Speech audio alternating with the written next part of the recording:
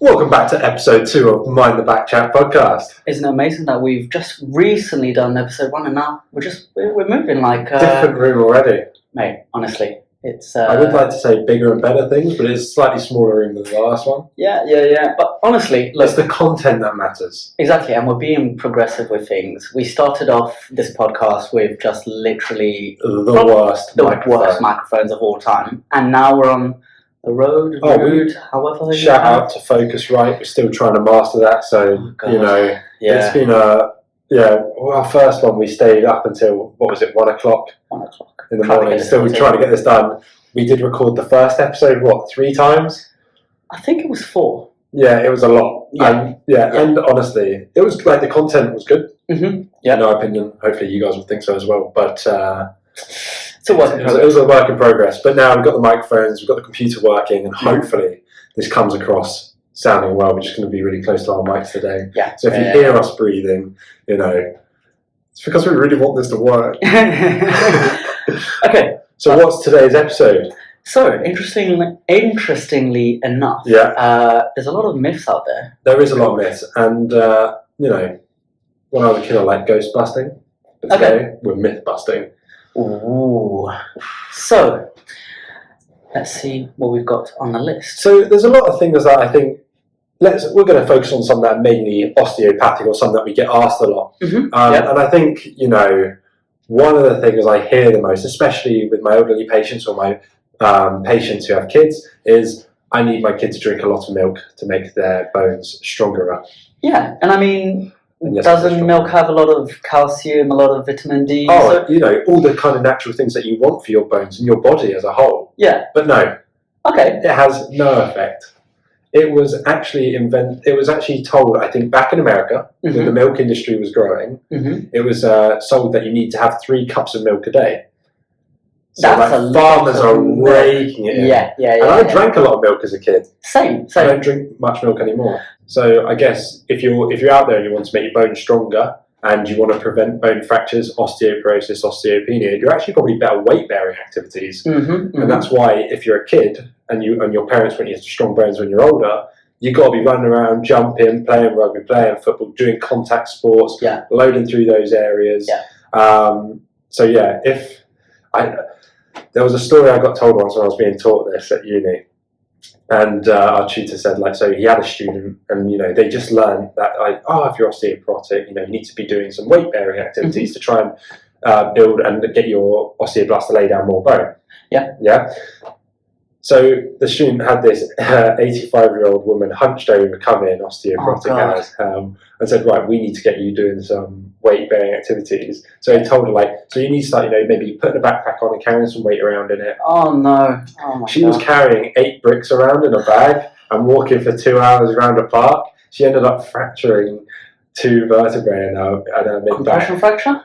Yeah. Oh my God. So she was osteoporotic as So a compression fracture, just for the people that don't know, is when there's so much stress on the bone from the top part of it and the bottom part of it that it just compresses and just the bone can't take any more of the stress and it just fractures, it just breaks. So to anybody who's listening to this who wants to build bone strength, don't go that far. Walking's good. Some lifting at the gym and stuff like that. Again, doesn't have to be Olympic lifting like this guy here. Yeah. It just has to be... High-intensity interval training is actually believed to be the best in regards to that. Yep. So research-wise, they found that high-intensity interval training compared to low-intensity steady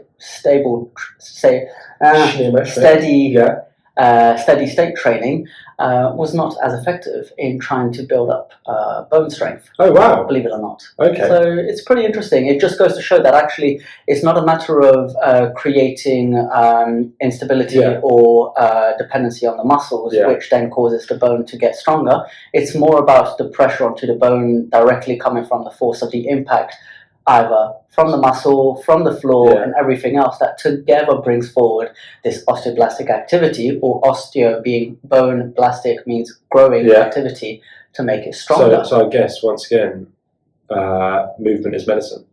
Exactly. And coming on to medicine, an apple a day keeps the doctor away. Ooh. Now, I'm going to take a huge hunch there, and that's a myth and a half. Yeah, that's just a fun little saying. Yeah. And whilst we're on the topic of health, and food, the 5-second rule does not exist. My heart. Like, be honest. No, of course not. No. Oh, come on. I know. Yeah. I thoroughly believed the 5-second rule. Did you? Yeah, of course I did. Because I like food. I if suppose that touches the floor, I'm like, science has told me. Yeah, but at the same, for me, okay, I just thought. Obviously, if I drop it in mud, I know it's dead. Exactly. Dirted, but if I drop it on the floor and I'm in a kitchen, I'm gonna go. I want food. That food is mine. I'm gonna eat it. Yeah. Okay, let's all face it. We've all done the 5-second rule and gone out now. That's the 5-second rule. Now it takes milliseconds for bacteria to get all over that. Even less than a millisecond. Yeah, exactly. So. But at the end of the day, I still think that maybe the 5-second rule still has its place because you're building up your immune system. Exactly. So, if anything, you should all rub your food into the floor before you eat it. I wouldn't go that far, please, jeez. But at the same time, I think it's quite important that we do not live in such a sterile environment. Oh no! I mean, look at since the pandemic, all children below the ages of 1 growing up, not being exposed to playing with other children. Not getting natural colds that they would, bringing them home. As soon as we come out of the pandemic, I can't tell you how many patients I've had whose parents are like, oh, my kid's been so ill, they've had all this stuff.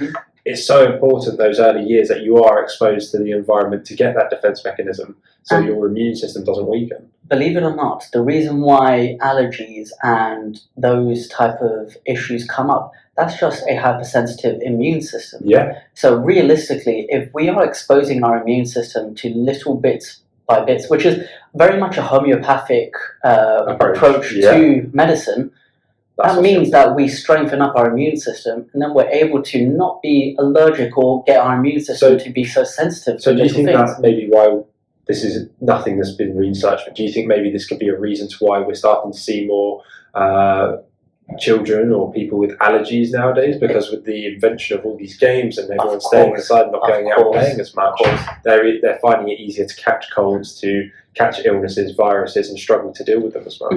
I completely agree. And also in an antibiotic world that we live in now as well, where our immune systems just aren't able to cope or deal with them as much because they're so overexposed. Well, bacteria, viruses are so overly exposed to that medication because we use it so regularly. I don't think people actually rely on themselves enough to deal with something. So, fun fact, an individual, a baby, who has lived and has been grown up in the same household with a dog has a stronger immune system than one who hasn't. Really? What does that tell you? That tells me, I guess that's the argument right there, isn't it? Yeah, because the dog goes out. Exactly. Goes out, has a bit of fun, gets itself into pollen, gets itself into grass, gets itself into... Sounds like some really fun nightclubs right there. Yeah. Goes into pollen. Exactly. Does some grass. Whoa, a little bit of dust, just whatever you're smoking, that's a good night out. That's a London dog. Soho. But yeah, so it really does bring forward this idea that actually the more we succumb ourselves to the different parts of the world and we live in a less sterile environment, our immune system just becomes less sensitive, which is a fantastic little view because we're in cities all the time. Yeah. So does that mean that as a society, should we start to bring forward a lot more vegetation within the city? Oh, massively. And I think that's where all the approaches are going now, even in, where is it? I think it's Dubai at the moment, they're building that mile-long city, aren't they? And that is just interwoven with trees everywhere because, I mean, especially in London. Yeah. Yeah, you've got some nice parks and you've got the odd tree here or there, but there's nothing, and that's why it's one of the most polluted places. Yeah. But even like places like the Underground, you should still try and get some life down there just to have... a little bit of something going on because... when I studied at university, I used to take the train every single morning. And this was mad. You told me this on the way here. Yeah. I used to blow my nose and there would just be black streaks in my snot. Sorry, viewers. But at the same time, that was very, very worrying because I used to look at that and go, okay, that's a bit wrong. But at the same time... That's a bit wrong? At the same time, what the hell is going on with just the underground system that is that polluted? It's the most polluted place in the whole of the UK. and it was only 25-minute journeys a day. It's mental. So That's like, all it people are takes. worried about being in the middle of the city, like, there's so many fumes and pollution here. It's actually the underground where you've got to be the most careful. Yeah. The emissions down there are shocking. Yeah.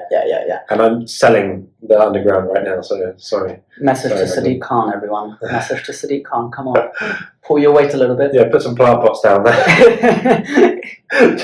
Just a little something. We've even got a plant in the corner over here. Yeah, exactly. Just a little something to keep the room a bit more lively. I'm not going to lie, I'm quite possibly the worst person when it comes to looking after plants. I looked after a cactus once, the cactus died. Dude, it literally needs just a little bit of water. How did he kill a cactus? I think I drowned it. I suppose it wasn't lack of care. I swear I didn't even water it. Like, honestly, I don't know, I'm terrible with plants. A friend gave me their plant once to look after once they went away, and it was like the least attention requiring plant you've ever seen die within 5 days. God. I must just have that effect on plants. Yeah. Hopefully not. George is the type of guy to have a goldfish and then take it out of water because it was drowning. Whoa! Whoa! Well, people are going to think, he's the osteopath. I'm joking. That's the osteopath I was No. That's so sad. I did have 3 goldfish when I was a kid. They didn't last long. Oh, God. Okay. Moving on, everybody. So, we spoke about training. And I think a very big myth is if women train, they're just going to get bulky as hell. Well, I think when a lot of gym culture stereotypically is you get the guys going in repping for maximum weight and like grunting, much like we were this morning actually, at the gym, just like, come on, push it. But you've really got to train hard to build that kind of muscle, and it doesn't happen overnight. And it doesn't happen by accident. And you would know because you've competed. Yeah, so I've got a pro card in physique. Mental. And I got that last year, October, which was very fun. I competed on stage, did the whole thing, 4 months of completely stripping away fat and training 7 days a week, 2 times a day. Sounds like my hell. Yeah, but at the same time, that was not by accident. I worked so hard for that. And also, like, to gain muscle and strength, you've got to be doing low repetitions, high weight. To build, there's a difference between strength and tone, mass and tone. Yeah. So, like, if you're looking to build tone, you want to be aiming for what was the statistics? 16 to 24 repetitions of a weight? Not necessarily. I'm going to contradict that, but I'll let you finish off. Wasn't on the NHS from the physio thing? Yes. Because it's then if you want to build muscle, you'd be aiming for anywhere between 8 to 12. But then there's also about volume. Yeah, of course. Yeah. So another big issue is that people sort of lie themselves within that sort of rep range, and they get too caught up with the rep range. However, there is also the factor of how much cardio you're doing in your day. It's a matter of how long are your sessions, how many sets you're doing, how many exercises you're doing per body part per day, how frequent are you going to the gym. So that's why it goes into the factor of this is not an accident. You did not get big by accident. You had a specific plan, you had an ideology, you had a way forward, which then made you big. You train for pain. Exactly, 100%. If you want to create muscle, you've got to tear the muscle. Not in a bad way, like micro damage. But you're not going to get that level of damage or issue if you're doing low weights, high repetitions. It's not an accident. And I'm only saying this because I think a colleague of ours, Anisha, mentioned it as well to us, is that I think she said that's a concern a lot of her patients have mentioned to her, that they're scared of, going to the gym, lifting weights for their upper body because they don't want to be bulky up there. But trust me, like, if you're doing a few push-ups every now and again, it's just going to build tone. Yeah, and if anything, it'll probably do you so much more good. Oh, do you so well. As we've already said, movement is medicine. It's going to help build your bone density in the future. It's going to help build proprioception in your muscle, which is balance of the joints. It letting your brain know where your body is without even having to think about it. And again, another thing that I always hear, just coming into this now, is that a lot of my elderly patients go, "Oh, but I'm retired. I don't need to be doing as much exercise. I'm not young like you anymore." And the first thing I actually say to them is, "You actually need to be doing more than I am." That doesn't mean I need you to go to the gym and start lifting, doing like your 90 kg bench presses and stuff like that. You've just got to be. There's 3 things you need, isn't there? You need your cardio. Yes. You need your strength. Yes. And you need proprioceptive training. Yes. So balance, cardio, and strength. And you need to be doing at least 150 minutes of those a week. Yeah. All of those combined. So not just like 150 of each. And if you're elderly or you're suffering from some other kind of disease, such as like diabetes or something as well, you need to actually be doing more than that. Yeah. So it brings because like the biggest problem is falls in the elderly. Exactly. It brings it into perspective of how many people who actually die after 70 just from a fall. 80%. That is 80%. Wild. That is wild. But it's because people can't get them. They haven't got the strength to get themselves up. They haven't got the mobility. Exactly. So what tends to happen is just a little bit of knowledge to that's probably it. So what happens is as you're getting older, you tend to start to slouch a little bit more. That slouching a little bit more with your eyesight getting a little bit less, what you start to do is your vision starts to go more and more downwards. So what we kind of have is a Frankfurter horizon. That is the horizon that your eyes will keep level at all times. Yeah. However, the more you get tired and the worse your vision is, that Frankfurter horizon starts to go down more and more and more because you can't see as far. So what you're aiming for is essentially maybe instead of the 100 meters or the 50 meters that you should be looking forward, it starts to become 5 meters. So you trip up so much more often, and by tripping up, you lose your proprioception because your ligaments get damaged, your tendons get damaged, and with that proprioception going down, when you're older, your bones might be slightly weaker. There's more risk of actually doing worse damage. When you're younger, you're going to fall over and you're going to get straight back up again. Exactly. But this is why it's got to be looked after so much. And don't get me wrong, a lot of people will recover from it, but 80% in a year. It's because those people will sit around, maybe not do their rehabilitative exercises. They'll go, I haven't got time, or it's too painful. You've got to do your rehabilitation. And that goes for anybody who's aged in their teens all the way up to their 90s. Yeah. You've got to do your rehab. I see ankles now where I'm like, how long ago was that? And they're like, that was a good 20, 30 years ago. And it's still unstable. Yeah. And that will bite them in the future. And the issue is, I think, because people have the preconception that when they have to do rehab has to be sort of, you're going out there, you're doing sprints out into the track. No. When you're 70 and you're doing rehab, that rehab is literally you're sitting down, standing up off of a seat, you do that 10 times, and that is your rehab. Without to be drastic, it's life-saving.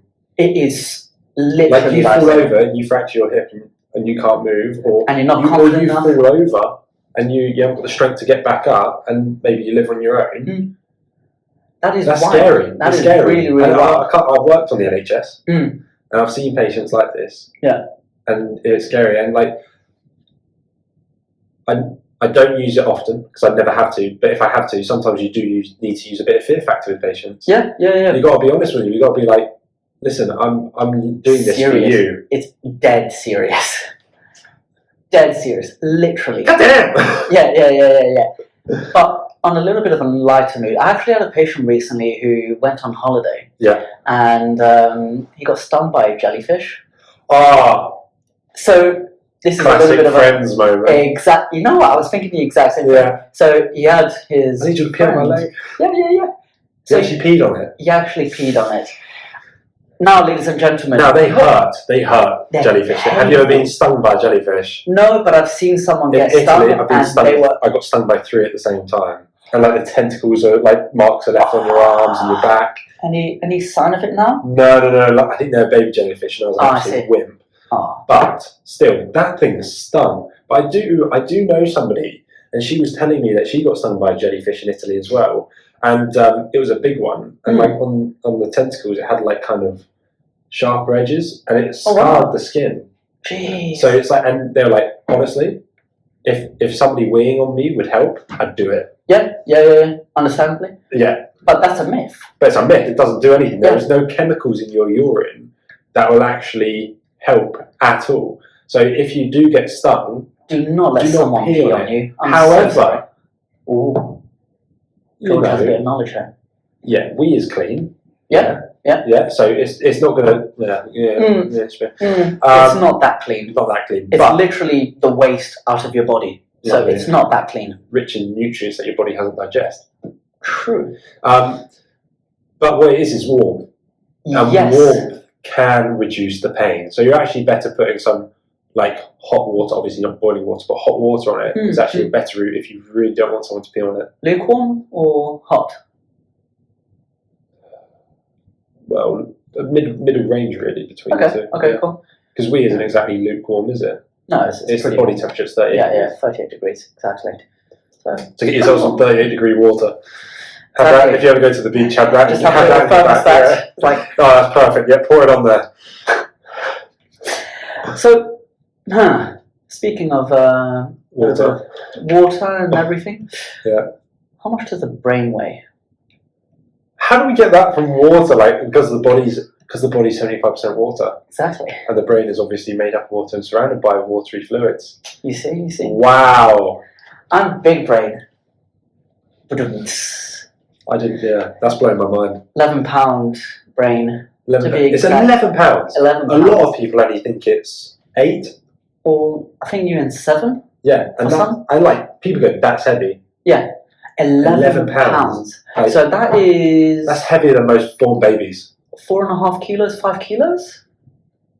4.5 kilos approximately, right? 5.5. Is it 5.5? So 5.5, 5. 5, yeah, 5 kilos. Yeah. To put that into perspective, some people can't even bicep curl that. Not us though. Okay, you guys have to watch this on YouTube in order to see what we've just done. But yeah, it was a fist bump. Yeah. But it was with a big smile. Yeah, because we're henched donnies. Yeah. I'm really not, but getting there. Yeah. I went to do a gym session with Gabs today and like destroyed my chest. Like this guy knows what he's talking about, and I'm ready to cry. So the way I train is very biomechanical. Yeah. And I think about levers heavily. It's fantastic. And I think it's just experience. It comes. Oh, you know your stuff. Yeah. So having a level 3 in personal training and the osteopathy, sports massage, and everything else, what that has done is given me an appreciation to levers in such a different way, to the point where the method of training that I have is so clean. Oh, it's honestly so good. Like as soon as I did it, I was like, oh my god, I can really feel it. But also, when I think I've never really liked bench pressing, just because I don't want doing it on my own. Also, I didn't think my technique was great, and I did it my technique first. Hopped off. Then he showed me the right technique. Not only did it improve my technique and I felt it working the muscle better, same as a lift heavier. Yeah. You went up to 90 kilos for 1 rep, which is my 1 rep max that I've ever done. Yeah. But like before that, I whacked out, what was it, 10 on 80? Yeah. 10 on 70.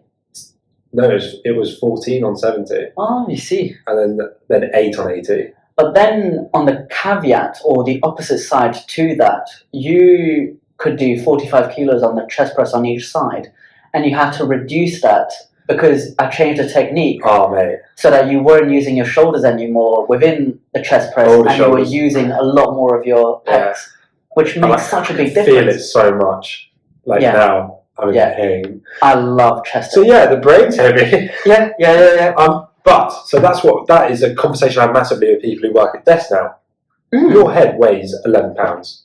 Yeah. Did you know when you're sat down, your shoulders are hunched over, your head drops forward, and you're in that kind of slump position? Everybody knows it. Everybody does it. Your head weighs 3 times the amount on your shoulders, and that all pulls at the base of your neck. And people come in and say, "I don't know why my neck muscles are tight." I'm like, "Do you sit at your desk all day?" It's like, yeah. There's no such thing as bad posture either. Everyone says it. Oh, I've got bad posture. I've got this. It's like, no. You've got bad prolonged postures. And if you're in a position for a prolonged period of time, repetitively, day in, day out, your posture will become that posture. And people always find it weird when they go, when I was younger, I used to run around, do all this stuff, and then I stopped doing all that, and I worked at a desk for years, and I tried getting back into the gym, and it was painful. Well, yeah, of course it is. Deconditioned. But you've also gone from being static, one end of the scale, being in a worse position for your body, to then over-moving it, and the body's like, well, we can't. The muscles aren't used like that anymore. That area tensed up because you never used it. Yeah. This is why I always say, like, your body is made up of bones and joints between them. Everything's supposed to move. Yeah. And you've got muscles to move those areas. So why are we not constantly getting up and moving around? We are a static nation, and that is an epidemic that's going on. So whenever anyone asks me, what's the best posture for me when I'm sitting at a desk, I ask them, how often are you moving around? Yeah. How often are you having a little break? How often are you going for your drink break? Or things like that. Yeah. And they sort of go, every 4 hours. And I'm like, dude. That's so bad. That is so bad. It's like, everyone's like, there's no good, the perfect position, sitting upright, back straight, blah, blah, blah. It's probably supportive, yeah. Yeah. Levels the weight, distributes weight better. Mm-hmm. But, sometimes it's good to be a fidget at your desk. Yeah. Even if you mix from crossing your legs over, or you mix to changing something, as long as you're moving every 20, 30 minutes, you're going to be a lot better off than the guy that's not moving at all. And it's the reason why... Who is maybe sat in a £2,000 pound chair, that's like, oh, it's made to help. There's no such thing as a good chair. No. And to be honest with you, it's probably why the sort of wobbly ball and sort of the Bosey ball... Yeah. How that kind of had a really good trend at the time, but it died off because people essentially did not like it. They wanted to be lazy. They wanted to just sit down and not have to move around. We live in a society where you can get everything you want now. Yeah. And everyone wants a quick fix. Can't tell you how many times I sit in clinic. Like, what I say, what's your goal and aspiration for today? They're like, I want to leave here feeling 100% better. And it's like, well, I'm going to... Your expectations are very high. You've come to me with a neck pain you've had for 4 years, and I'm going to do, after all the questioning, all the testing, maybe 15, 20 minutes worth of treatment on this. Mm-hmm. How long is 15, 20 minutes compared to 4 years? We're basically changing the muscle's ideology back to what it originally was, and that takes time. Takes so much time. Like the rate, the speed at which something goes chronic, so it goes from a nice elastic muscle fibre to something very tight and ropey, is anywhere between a week and a half to 3 weeks. That's how quickly something goes from chronic, acute, couple days, subacute, a few more days, and then chronic straight after. So I'm going to throw this out there. How do you feel about people being bedbound in hospitals or at home? Well, what happens then? It's not good. It's not good because. And again, this comes back to 80-year-olds who have falls. That's why they die. Yeah. Because as soon as I can't say how many times I've had patients come in, tell me they've retired, don't do anything, and then you see their health decline because they don't do anything. Those who have like a job where they go out and keep their brain active, keep their cognitive functioning going, just something that gets them out, keeps them moving, keeps them thinking, even if it's like driving the local bus for the community, they will be a lot better off. And on average, if you're bedbound for even a week, you lose 30% of your muscle mass. It's mad. Like how many? Like when you injure your shoulder and you have it in a sling for 3 weeks, you can't raise your arm. Yeah. Because you haven't moved it. So, little story here. I dislocated my shoulder in 2018. Yeah. Completely tore. So I ruptured my infraspinatus, supraspinatus, my deltoid posteriorly, and my pec minor. Oh, sorry, just minor ones. Yeah, really, really minor. So, hey. And dislocated completely off. And I went to A&E the next day, and they said, oh, it's fine. I mean, it's not even hanging off. But this was after 3 years of training. So, essentially, what happens is, yes, I may have ruptured a couple of muscles, but at the same time, there's still going to be some sort of stability. There's going to be some muscle tension that actually keeps it up. Yeah. So that's what was happening with me. And they said, oh no, we're not going to take you on to minors, which is where you kind of go if you've dislocated, fractured, or anything else. Yeah. They said, we're just going to bring you on to the GP to have a little look at it. Went to the GP, and they said, what on earth are you doing here? It's completely out of the socket. And I was there going, I've waited in A&E 7 hours because your receptionist at the hospital thought that I did not dislocate my shoulder. She thought I was too calm. How wild is that? So you're selling to the people that when you go to A&E, you got to act crazy. Potentially. Sometimes you've got to sell a story. You really do. And it's sad that we've had to go in such a way because the amount of people who I've spoken to, they've gone to A&E with such a serious problem. And if they are normal or acting normal about it, because they put on a brave face, they are not treated the way they should do. There's a lot of people we see who need to be seen at A&E. I've seen 14-year-olds come with a broken back. And And a lot of times, like, I just don't want to waste time in A&E, and it's like, you've got a broken back, dude. You've got to go. You've got to go. Or a suspected broken back, I should say. Even if you've got to go there and cry your heart out in order for them to... Sometimes I said to them, like, this is what you've got to tell them. You give them a little list of what you've got to tell them, because you know that will get you seen to. But also, there's a lot of people who waste time at A&E. You know, I've treated people who work on 999 calls. I've treated people who work in the emergency room as nurses, doctors, and I love asking the question, what's the craziest thing you saw recently? It's like, well, we had somebody come in with dandruff, not an emergency. We've seen somebody come in who broke her nail, no blood, like it was just like a plastic nail that broke, and you know, people get annoyed and upset at NHS and A&E saying like, oh, they're useless, they're slow, they don't do enough. No, it's like, people waste their time, and people who need it, like there was an ambulance who got called out for somebody in excruciating pain. The ambulance turns up, he had a little bit of foot pain, he was going on holiday the next day, and he couldn't possibly go on holiday with a bit of foot pain. There was nothing else wrong with him, and that ambulance could have been going to somebody who's having a heart attack. You know, I worked with a colleague once who had a stroke at the age of 30, osteopath, just had a stroke in clinic, took 4 hours to get an ambulance there. And you think to yourself, like, I wonder what kind of person was calling that. Yeah. Calling an ambulance. You know? So, okay, that is the sort of nicer part to what I've just said, because at the end of the day, people do waste the NHS time. Oh, for sure. Which is why people tend to come to see us before they go on to see whether they have to go to A&E.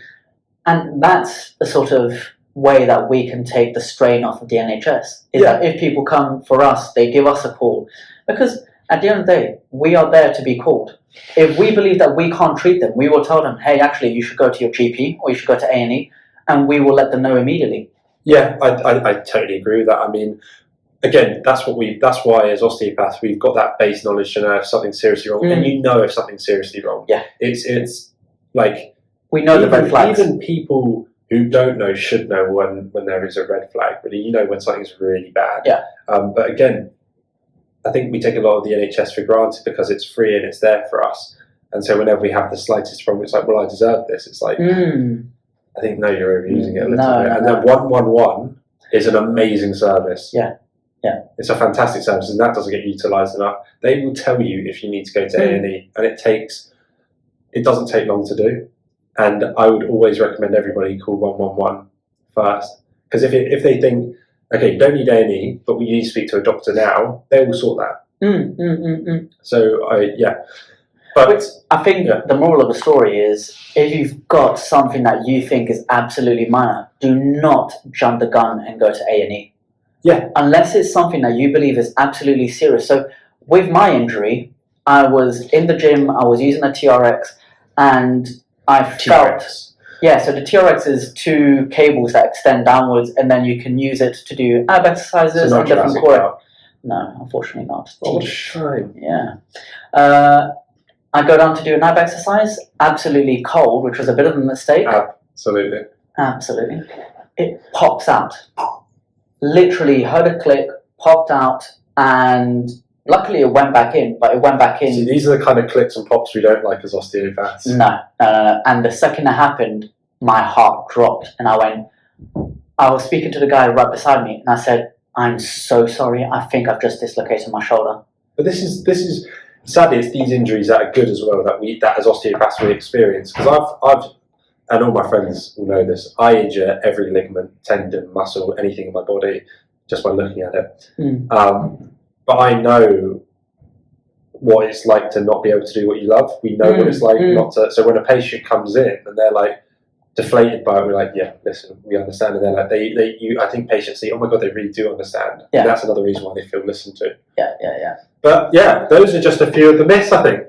I think we've busted a few today. I definitely know there's a few more in the future that we can talk about. Exactly. This is episode number 1 of Mythbusters, not the program on Discovery Channel. We are just busting myths. Please do not come after us. Yeah. This is just health myth busting. And maybe in the future we'll discuss things like, did we actually land on the moon? That could be pretty interesting. The conspiracy theories. Yeah. Okay, I'm up for that. That's going to be sick.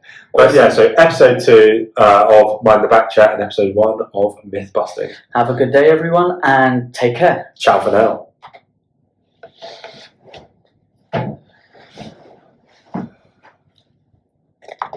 It stopped.